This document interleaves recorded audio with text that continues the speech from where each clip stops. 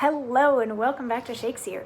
We are still working on King Lear, and today we get to hear from Edgar in the never-ending Act 3, Scene 4, which it's really not that bad. It's just that there's a lot of monologues in this particular scene.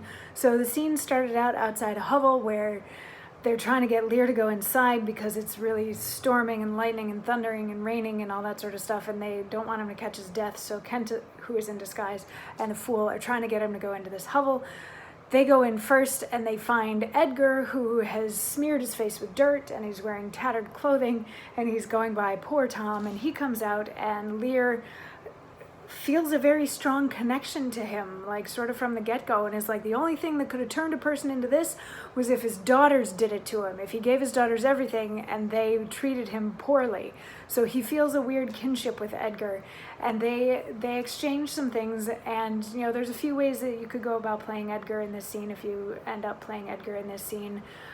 One is that you try to find the important bits in his nonsense, you know, where he references things that he did in his past. You get to decide if he actually did those things in his past or not, blah, blah, blah, blah, blah.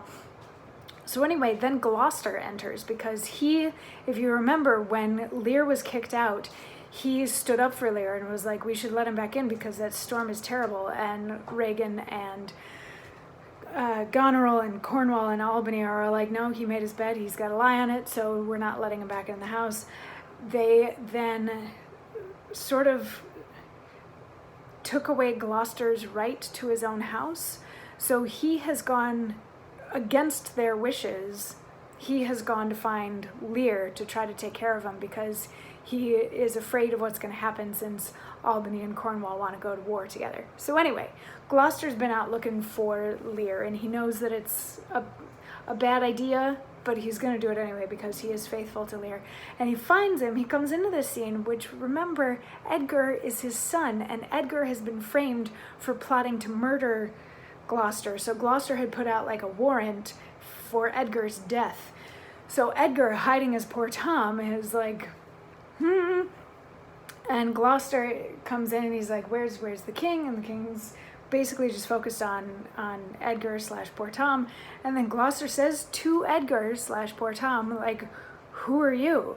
And Edgar says, poor Tom, that eats the swimming frog, the toad, the tadpole, the wall-newt, and the water, that in the fury of his heart, when the foul fiend ranges, eats cow dung for salads, swallows the old rat and the ditch dog, drinks the green mantle of the standing pool, who is whipped from tithing to tithing, and stalked, punished, and imprisoned, who hath 3 suits to his back, 6 shirts to his body, horse to ride and weapon to wear, but mice and rats and such small deer have been Tom's food for 7 long year. Beware, my follower. Peace, smelk, and peace, thou fiend. So again, you can like try to find meaning in it if you want to. Talk about like the weird things that he's been eating since he's been living as a beggar, all that sort of thing.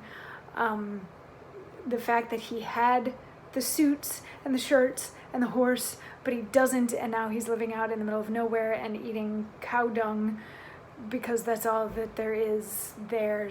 And or if you want to say that he's just being crazy for the sake of throwing Gloucester off the scent of realizing that this is his son standing before him, you can go that way too. So he says this, and Gloucester's like, seriously? There's nobody better around here taking care of the king? He's like, man, that poor Kent, if only Kent was around, like, he was a good man. And Kent, who is also in disguise, is like, yeah, but you know, we're taking care of it, we'll be all right, like, let's just get him into this hovel.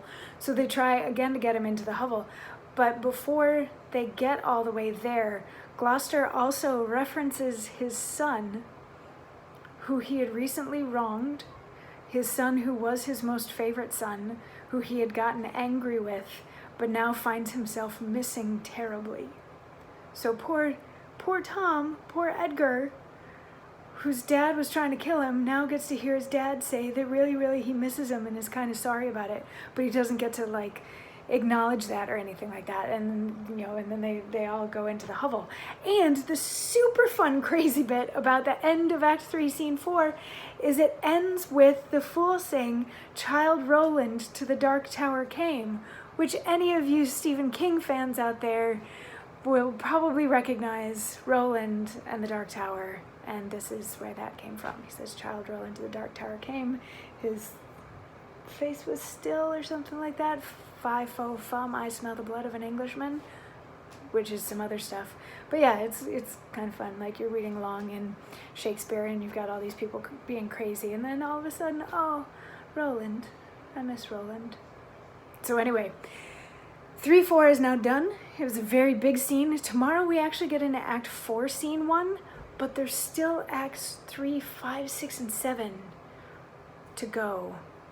So we'll have a bit of a recap tomorrow before we get into Act 4.